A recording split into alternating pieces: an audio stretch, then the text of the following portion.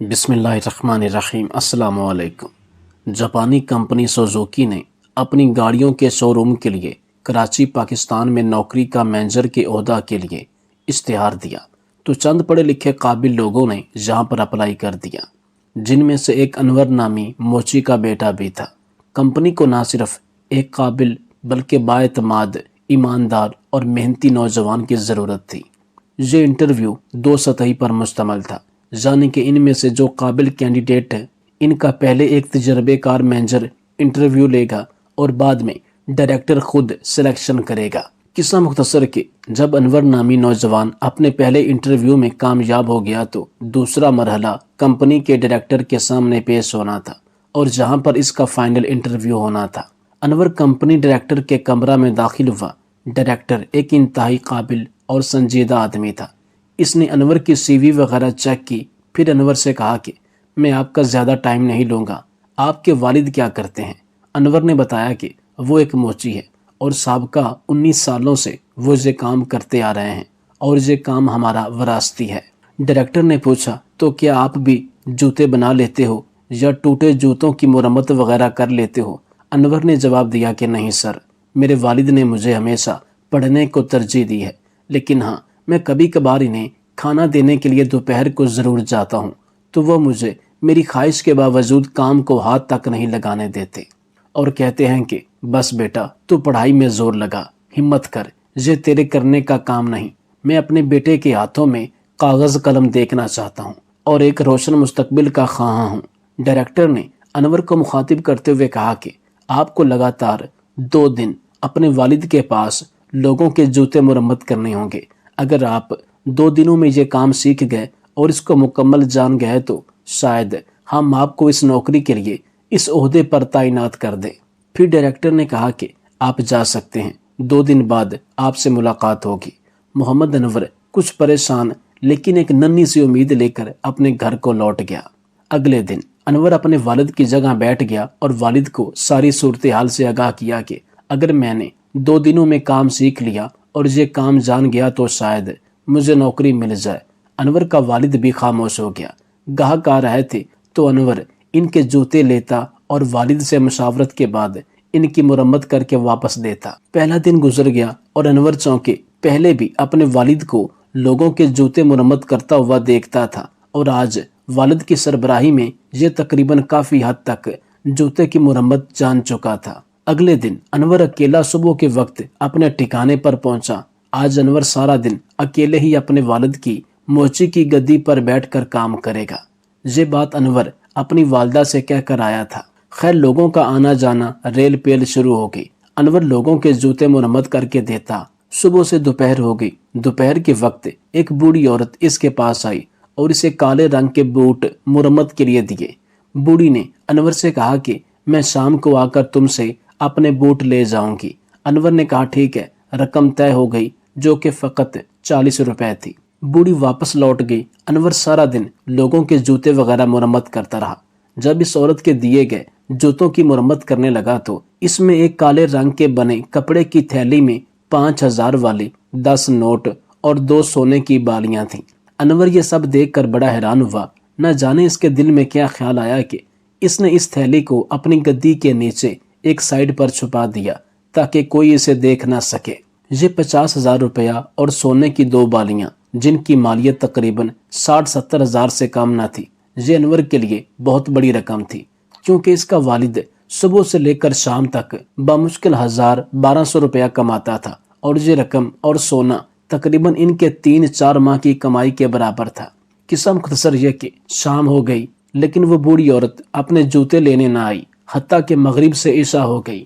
تب جا کے وہ عورت آئی اور آ کر انور سے کہا مجھے گھر کے کاموں میں کچھ دیر ہو گئی، میں تو سمجھی کہ تم جا چکے ہو، خیر مجھے میرے جوتے دو اور اپنا یہ 40 روپے پکڑو۔ انور نے وہ جوتے دیے اور اپنے 40 روپے پکڑے۔ بوڑھی جوتے لے کر اپنے گھر کو چل دی۔ انور نے 2-3 آوازیں دیں لیکن شاید بوڑھی نے سنی نہ اور وہ اپنے راستے پر مگن رہی، حتیٰ کہ انور کو دوڑ کر اس بوڑھی کے پیچھے آنا پڑا۔ پھر اسے وہ تھیلی دی جس میں پیسے اور سونے کی بالیاں تھیں۔ بوڑھی عورت نے کہا کہ بیٹا یہ تھیلی میری نہیں ہے، یہ کسی اور کی ہوگی۔ انور نے کہا کہ نہیں، یہ تھیلی آپ کی ہے، کیونکہ سارا دن میں لوگوں کے جوتے مرمت کرتا رہا، نہ مجھے کسی اور کے جوتوں میں یہ تھیلی ملی اور نہ ہی مجھے اس تھیلی کا کسی نے سوال کیا۔ بوڑھی نے کہا، سوال تو میں نے بھی تھیلی کا تم سے نہیں کیا کیونکہ یہ میری نہیں ہے۔ انور نے کہا کہ مجھے یقین ہے یہ تھیلی آپ ہی کی ہے اور آپ کے جوتوں میں سے نکلی ہے۔ عورت نے کہا، دیکھ لو بیٹا، کسی اور کا حق نہ مارا جائے۔ انور نے کہا کہ نہیں جی، آپ ہی کا حق ہے، لہٰذا آپ اسے لے جائیے اور سنبھل کر جائیے گا، چونکہ مجھے اب کافی دیر ہو چکی ہے اور میرے والدین پریشان ہو رہے ہوں گے۔ بوڑھی عورت نے کہا کہ میں نے بالکل ساتھ ہی جانا ہے، تم پریشان نہ ہو۔ انور واپس لوٹا، اپنی دکان سمیٹی اور اپنے گھر واپس چلا گیا، کیونکہ انور نے یہ کام پہلے کبھی نہیں کیا تھا۔ ان 2 دنوں میں کام کرنے کی وجہ سے اس کو بہت زیادہ تھکاوٹ ہو چکی تھی۔ اپنے باپ کو گلے سے لگایا اور جذباتی ہو گیا۔ کھانا کھایا، سارا دن میں جو پیسے کمائے تھے وہ اپنے والد کو دیے اور بستر پر مدہوش ہو گیا۔ اسے کوئی خبر نہ تھی اور تھکاوٹ کی وجہ سے اسے فوری نیند آ گئی۔ اگلے دن چونکہ اس کا انٹرویو تھا، لہٰذا یہ تیار ہو کر مقررہ وقت پر کمپنی کے ڈائریکٹر کے آفس میں جا پہنچا۔ ڈائریکٹر نے پہلے کی نسبت بڑے گرم جوشی سے اس کو بیٹھنے کو کہا۔ کمپنی اور دیگر ادھر ادھر کی باتیں کرنے کے بعد ڈائریکٹر نے انور سے کہا، ان 2 دنوں میں تمہارے ساتھ کوئی عجیب واقعہ پیش آیا اور تمہارے یہ 2 دن کیسے گزرے؟ انور نے کہا کہ یہ دونوں دن میرے تھکان سے بھرے ہوئے تھے اور مجھے اپنے والد کی محنت کا شدت سے احساس ہوا کہ وہ میری تعلیم کی خاطر کس قدر محنت کرتے ہیں اور سارا دن کبھی دھوپ کبھی چھاؤں میں بیٹھ کر لوگوں کے جوتے مرمت کرتے ہیں۔ مجھے ان کی محنت کا شدت سے احساس ہوا اور میرے اندر یہ جذبہ پہلے کی نسبت 100 گنا زیادہ ہو گیا ہے کہ میں نے اپنے والد کو آسائش والی زندگی دینی ہے، کیونکہ انہوں نے میرے مستقبل کی خاطر خود کو روند ڈالا۔ میری ہر خواہش کو پورا کرنے میں انہوں نے جس قدر جتن کیے وہ ان سابقہ 2 دنوں میں جان گیا ہوں۔ میں نے جب یونیفارم، جوتے، جو کچھ مانگا انہوں نے مجھے دیا، لیکن اگر یہ سابقہ 2 دن میں نہ گزارتا تو مجھے ان کی محنت اور روپے کی قدر کا بھی کبھی احساس نہ ہوتا شاید۔ ساتھ ہی انور کی آنکھوں میں آنسو آ گئے۔ یہ انتہائی حساس اور جذبات سے بھرا وقت تھا۔ ڈائریکٹر نے ایک ٹیشو انور کو دیا اور پھر پوچھا، اس کے علاوہ ان 2 دنوں میں اور کوئی تمہارے ساتھ عجیب واقعہ پیش آیا ہو؟ انور نے کہا کہ نہیں۔ پھر بولا کہ کل دوپہر کو ایک عورت میرے پاس آئی تھی اپنے کسی بیٹے یا گھر کے کسی فرد کے جوتے لے کر جس کی مرمت ہونا تھی۔ باقی وہ ساری داستان انور نے ڈائریکٹر کے گوش گزار کر دی۔ ڈائریکٹر نے کہا، جتنی رقم تم بتا رہے ہو یہ تو تمہارے لیے بہت زیادہ ہے، تم ان سے 3-4 ماہ اپنے گھر کا خرچ چلا سکتے تھے۔ انور نے کہا کہ نہیں سر، میرے والد نے ہمیشہ ہمیں محنت سے حق حلال کا نوالا کما کر کھلایا ہے۔ میرے ساتھ ہزاروں طالب علم پڑھتے تھے، لیکن اللہ نے مجھ پر خاص کرم کیا، مجھے تھوڑی سی عقل دی، محنت کرنے کا شعور دیا، تو میں یہ سمجھتا ہوں کہ یہ میرے والد کی حق حلال کی کمائی کی وجہ سے ہی ممکن ہوا، ورنہ میں بھی دیگر دوستوں کی طرح ناکام ہوتا اور شاید آج یہاں نہ ہوتا۔ میرے والد اور اساتذہ نے ہمیشہ ایمانداری پر فوکس کیا اور میں یہ کیسے بھول سکتا ہوں کہ میرا والد صبح سے لے کر شام تک محنت کرتا ہے، ایک ایک روپیہ حق حلال کا کماتا ہے۔ بعض دفعہ لوگوں کی باتیں بھی سننی پڑتی ہیں، لہٰذا میرا ضمیر گوارا نہیں کرتا کہ میں کسی کی دولت پر ناحق اپنا قبضہ جماؤں یا چوری کروں یا کسی کا حق کھاؤں۔ انور کی باتیں سن کر ڈائریکٹر بہت زیادہ متاثر ہوا اور قدرے جذباتی ہو کر کہنے لگا کہ تم جانتے ہو کہ وہ بوڑھی عورت کون تھی؟ انور نے کہا کہ نہیں سر، میں نے زندگی میں اس عورت کو پہلی دفعہ دیکھا تھا۔ ڈائریکٹر نے کہا کہ وہ میری والدہ تھی۔ یہ جملہ سن کر انور کے رونگٹے کھڑے ہو گئے۔ پھر ڈائریکٹر بولا، کل ہی تمہارا انٹرویو ہو چکا ہے اور تم اس امتحان آزمائش میں کامیاب ہو گئے ہو۔ انور کی آنکھوں میں آنسو بھر آئے۔ ڈائریکٹر اپنی جگہ سے اٹھا اور انور کو گلے لگا کر کہا کہ میری 2 بیٹیاں ہیں جبکہ میرا کوئی بیٹا نہیں ہے اور میں پچھلے 8 سال سے اس شو روم میں کام کرتا ہوں، لیکن بعض دفعہ بیماری اور بعض دفعہ خوشی غمی کی وجہ سے مجھے چھٹی کرنا پڑ جاتی ہے۔ میرا پچھلا مینیجر قابل، ذہین، محنتی آدمی تھا لیکن اعتماد کے قابل نہیں تھا۔ گزشتہ 6 ماہ سے مجھے اس کی شکایات مل رہی تھی اور میں نے خود بھی اسے آزمایا ہے۔ یہ پیسے کو ہی اپنا دین دھرم سمجھتا ہے، لہٰذا میں نے اسے فارغ کر دیا۔ اب مجھے ایک ایسے آدمی کی تلاش تھی جو محنتی، قابل ہونے کے ساتھ ساتھ ایماندار ہو، جو یہ جانتا ہو کہ روپیہ پیسہ کیسے کمایا جاتا ہے، جس کی تربیت حق حلال کے نوالے کھلا کر کی گئی ہو۔ جو دوسروں کی رقم دوسروں کے مفادات پر اپنا حق ناجائز نہ جمائے، جو ایمانداری اور محنت سے خود اور اپنے گھر والوں کو حلال کا لقمہ کھلائے تاکہ میں، میرے گھر والے اور یہ کمپنی ہمیشہ چلتی رہے۔ لہٰذا مجھے تم پر فخر ہے اور میں تمہیں اس عہدے پر مینیجر کے طور پر یہ نوکری دیتا ہوں، لہٰذا تم کل سے کام پر آ جانا۔ یہ الفاظ سن کر انور کے جذبات کا کوئی ٹھکانہ نہ رہا۔ اس نے ڈائریکٹر کا شکریہ ادا کیا اور اپنے گھر کو لوٹ گیا۔ جب گھر پہنچا تو والدین نے اس کا چہرہ دیکھتے ہی کہہ دیا کہ مبارک ہو۔ تب انور نے اپنے انٹرویو کی مکمل داستان اپنے والدین کو سنائی تو ان کی آنکھوں میں بھی آنسو تھے، اور والد نے فرتے جذبات میں کہا کہ میں نے زندگی ساری اس گھر میں حلال کا نوالا کمایا ہے۔ میں اللہ سے ہمیشہ حق اور جائز کا طلبگار رہا ہوں، اور یہی وجہ ہے کہ اس انٹرویو میں ہزاروں لوگوں نے اپلائی کیا اور اللہ تعالیٰ نے تمہیں اس عزت، اس عہدہ سے نوازا۔ یہ مجھ پر اللہ تعالیٰ کا احسان ہے اور میری ایمانداری کا صلہ ہے۔ اگلے دن نوکری حاصل کرنے کی خواہش میں ایک اور نوجوان زیان انٹرویو دینے گیا۔ اس نے آسانی سے پہلا انٹرویو پاس کر لیا، لیکن اب آخری انٹرویو کمپنی کے ڈائریکٹر کو لینا تھا۔ جیسے ہی ڈائریکٹر کمرے میں انٹر ہوا تو فضا میں ایک الگ ہی سنجیدگی چھا گئی۔ زیان کا دل زوروں سے دھڑکنے لگا۔ یہ اس کی زندگی کے سب سے اہم لمحات میں سے ایک تھا۔ ڈائریکٹر فاروق ایک پرسکون اور باوقار شخصیت کے طور پر کمرے میں آئے۔ ان کی موجودگی سے ہی ماحول میں ایک ڈسپلن اور روب کا احساس ہو گیا۔ زیان نے اپنی گھبراہٹ پر قابو پانے کی کوشش کی اور ڈائریکٹر کی طرف دیکھا۔ ڈائریکٹر نے سیدھا زیان کے سامنے رکھی ہوئی فائل یعنی اس کے بایو ڈیٹا اٹھایا۔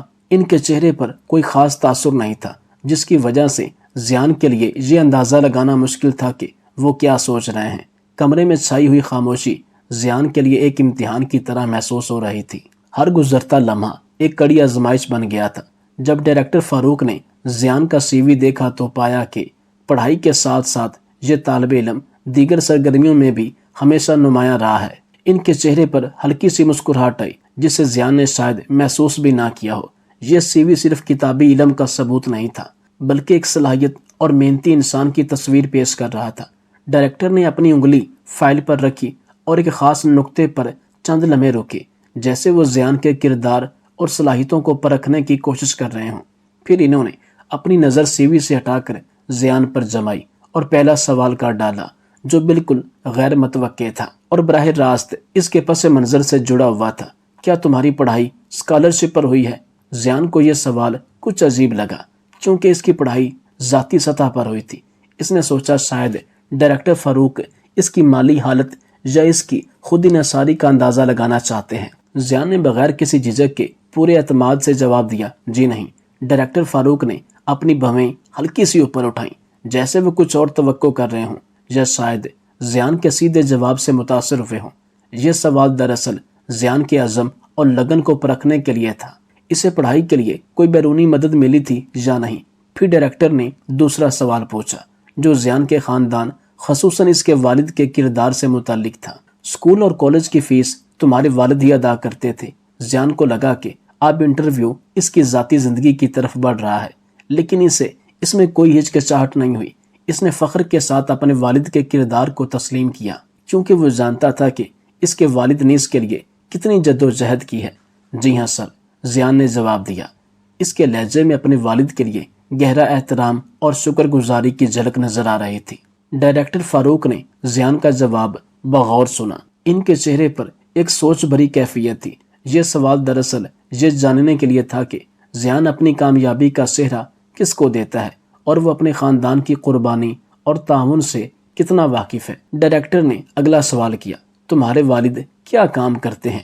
زیان نے بغیر کسی جھجک اور شرمندگی کے جواب دیا، حالانکہ یہ ایسا پیشہ تھا جسے معاشرے میں اکثر کم تر سمجھا جاتا ہے اور جس میں بہت محنت لگتی ہے۔ زیان نے کہا، میرے والد لوگوں کے کپڑے دھوتے ہیں۔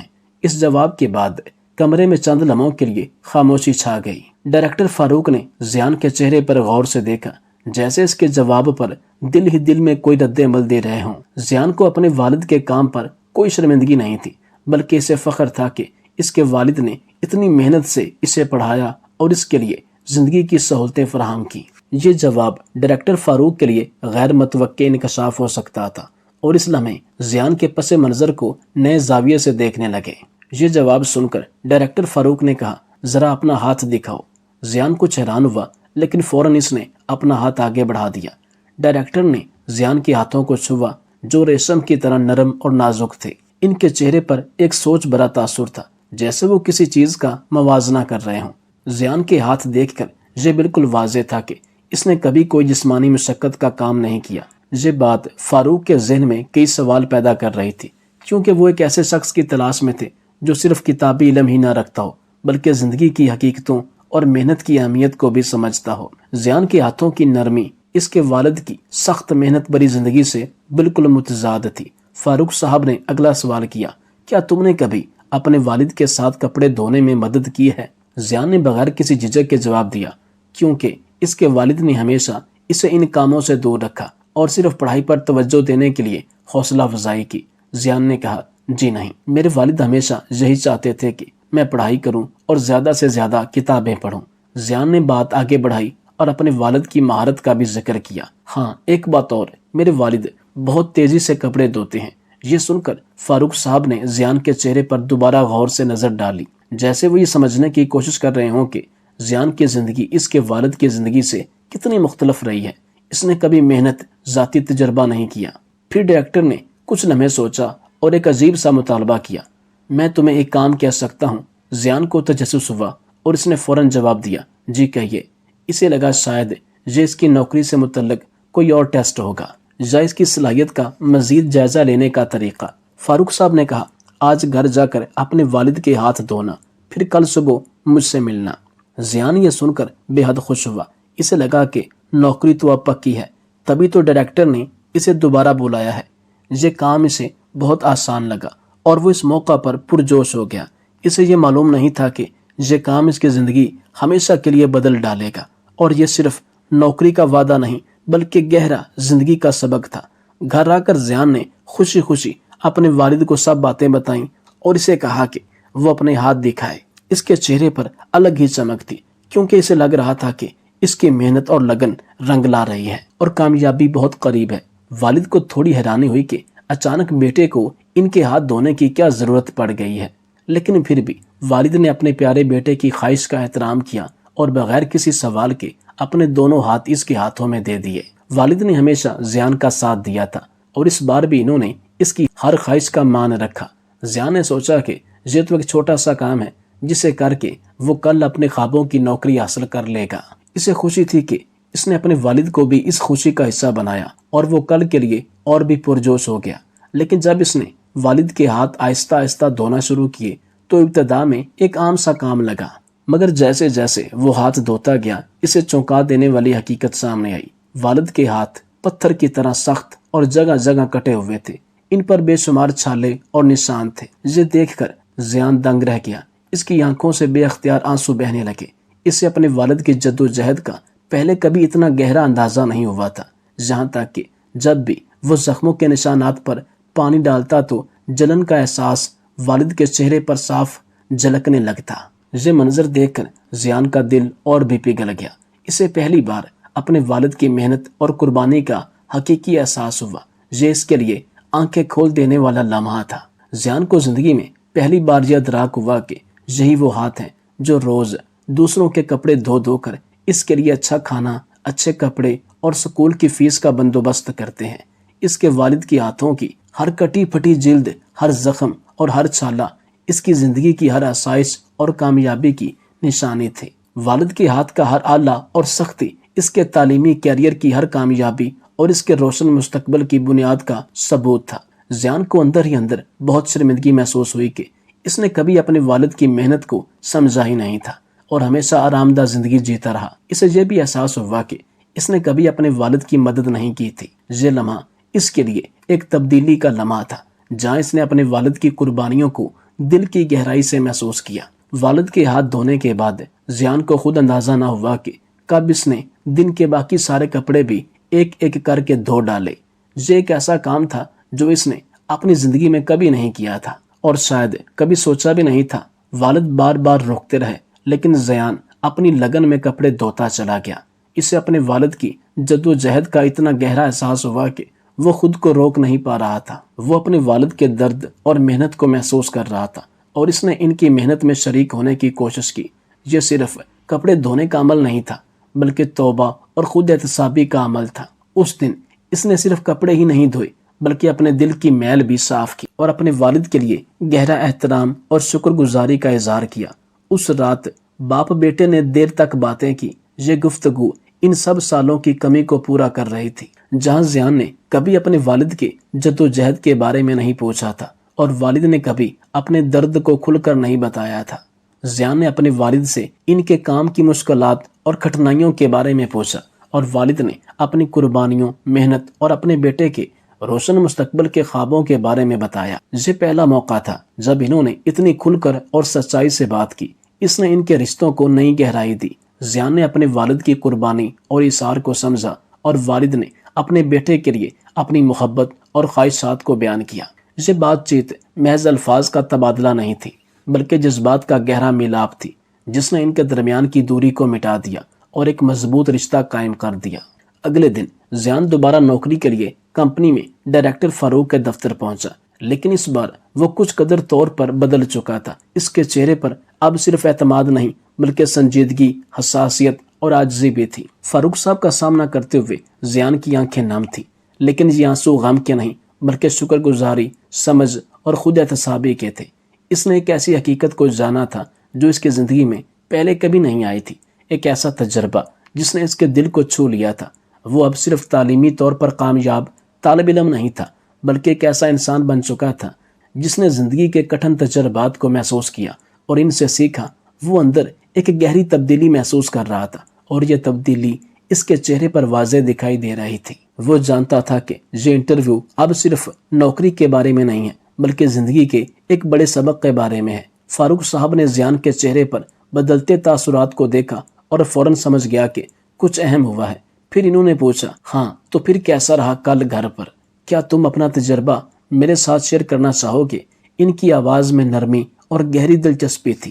فاروق صاحب زیان کے تجربے کو سننے کے لیے بے حد مشتاق تھے، کیونکہ وہ جانتے تھے کہ یہ محض ایک کام نہیں بلکہ ایک انسانیت کی کسوٹی تھی۔ زیان نے گہری سانس لی تھی اور بات شروع کی۔ اس کی آواز پہلے جیسی نہیں تھی بلکہ اب اس میں سنجیدگی، عاجزی اور جذباتی حساسیت تھی۔ وہ اپنے تجربات پوری سچائی کے ساتھ بانٹنا چاہتا تھا کیونکہ اسے معلوم تھا کہ یہ اس کے لیے کتنا اہم ہے اور اس نے اسے کتنا بدل دیا ہے۔ زیان نے کہا، جی ہاں سر، کل میں نے زندگی کا ایک حقیقی سبق سیکھا۔ اس کی آواز میں وقف تھا جیسے وہ ہر لفظ کو محسوس کر رہا ہو اور اسے بیان کرنے کے لیے مناسب الفاظ کا انتخاب کر رہا ہو۔ اس نے اپنے تجربے کو 3 نکات میں تقسیم کیا۔ پہلا، میں نے یہ سیکھا کہ شکر گزاری کیا ہوتی ہے۔ اگر میرے والد نہ ہوتے تو میں تعلیم میں اتنا آگے نہیں آ سکتا تھا۔ زیان کو یہ محسوس ہوا کہ والد کی مسلسل محنت اور قربانی کے بغیر اس کی کامیابی ناممکن تھی۔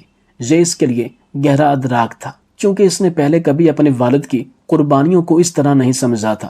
وہ اب اپنے والد کے لیے گہری اور حقیقی شکر گزاری کا اظہار کر رہا تھا اور یہ اس کے لیے ایک بہت بڑا سبق تھا۔ دوسرا، والد کی مدد کرنے سے مجھے معلوم ہوا کہ کوئی کام کرنا کتنا مشکل ہوتا ہے۔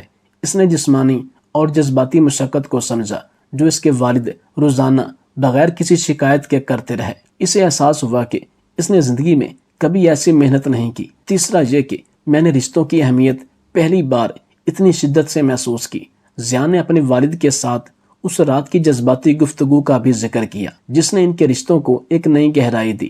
اسے یہ احساس ہوا کہ خاندان اور رشتے ذاتی کامیابی سے کہیں زیادہ اہم ہیں۔ یہ تجربہ اس کے لیے ذاتی طور پر تبدیلی لانے والا تھا جس نے اسے زیادہ حساس، مہربان اور انسان دوست بنا دیا۔ فاروق صاحب نے زیان کی باتیں بڑی توجہ سے سنی۔ ان کے چہرے پر اطمینان جھلک رہا تھا۔ انہوں نے زیان کی باتوں سے اتفاق کیا اور کہا، یہی سب میں اپنے مینیجر میں دیکھنا چاہتا ہوں۔ انہوں نے واضح کیا کہ وہ صرف تعلیمی قابلیت یا تکنیکی مہارت کو نہیں بلکہ انسانی صفات، ہمدردی اور اخلاقی اقدار کو بھی اہمیت دیتے ہیں۔ میں یہ نوکری اسی شخص کو دینا چاہتا ہوں جو دوسروں کی مدد کی قدر کرے، جو کام کے دوران دوسروں کے دکھ کو بھی محسوس کرے اور جو صرف پیسے کو ہی زندگی کا مقصد نہ سمجھے۔ فاروق صاحب زیان کے بدلے ہوئے رویے کو مکمل طور پر سمجھ گئے تھے اور اس سے بے حد متاثر ہوئے تھے۔ یہ صرف ایک انٹرویو نہیں تھا بلکہ کردار اور انسانیت کی آزمائش تھی جس میں زیان اس کمپنی میں ایک اعلیٰ مینیجر کے عہدے پر کامیاب رہا۔ پھر فاروق صاحب نے مسکرا کر زیان کی طرف دیکھا اور کہا، مبارک ہو، تم اس نوکری کے پورے حقدار ہو۔ زیان کی آنکھیں خوشی اور شکر گزاری کے آنسوؤں سے بھر آئی تھیں۔ اسے نہ صرف خوابوں کی نوکری ملی تھی بلکہ ایک انمول سبق بھی ملا تھا جو کسی کتاب میں نہیں پڑھایا جا سکتا تھا۔ یہ تجربہ اسے زندگی بھر یاد رہے گا اور یہ اسے ایک بہترین انسان بنا گیا تھا، زیادہ حساس شہری اور مہربان فرد بننے میں مدد کرے گا۔ اسے اب سمجھ آ گیا تھا کہ اصل کامیابی صرف بیرونی کارناموں میں نہیں بلکہ اندرونی ترقی، دوسروں کے لیے ہمدردی اور رشتوں کی گہرائی میں ہے۔ چارلس ڈکنز کہتے ہیں کہ اس میں کوئی دو رائے نہیں کہ باپ کی محبت ایک پوشیدہ پل ہے جو ہمیں زندگی کی ہر خلیج سے پار کراتا ہے۔ ان کی سخت محنت اور قربانی کا ہر قطرہ ہمارے خوابوں کی آبیاری کرتا ہے۔